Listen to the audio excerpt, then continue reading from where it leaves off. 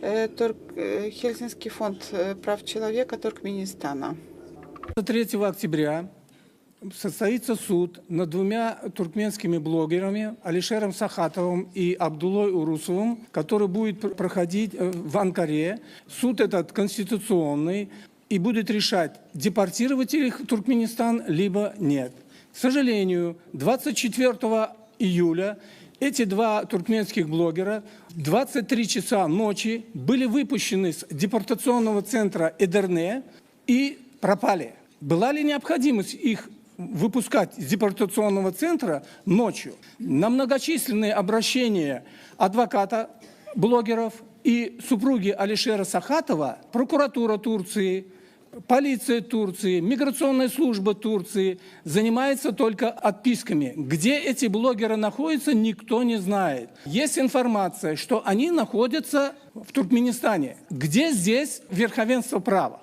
При этом закон Турции об иностранцах и международной защите, статья 4, гласит: никто в соответствии с настоящим законом не может быть отправлен в место, где он будет подвергнут пыткам, бесчеловечному или унижающему достоинство наказанию или обращению, или где его жизни или свободе будет угрожать опасность из-за его расы, религии, национальности, членства в определенной социальной группе или политического мнения.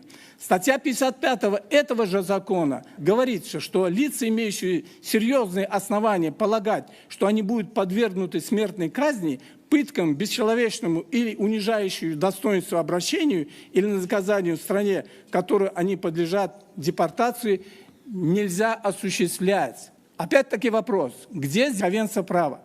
За последнее время из Турции были депортированы в Туркменистан диктаторский режим, гражданские активисты Равшан Клычев, Фархат Дурдыев, Максат Баймурадов, Мердан Мухамедов. Под угрозой депортации находятся Умида Бекджанова и другие гражданские активисты. Такая же ситуация в Турции наблюдается и с гражданскими активистами Таджикистана и Узбекистана. У меня вопрос, господин Эрдоган, зачем вы Турцию втягиваете вот в этот процесс? Неужели вы хотите стать соучастником преступлений, которые совершает туркменская диктатура?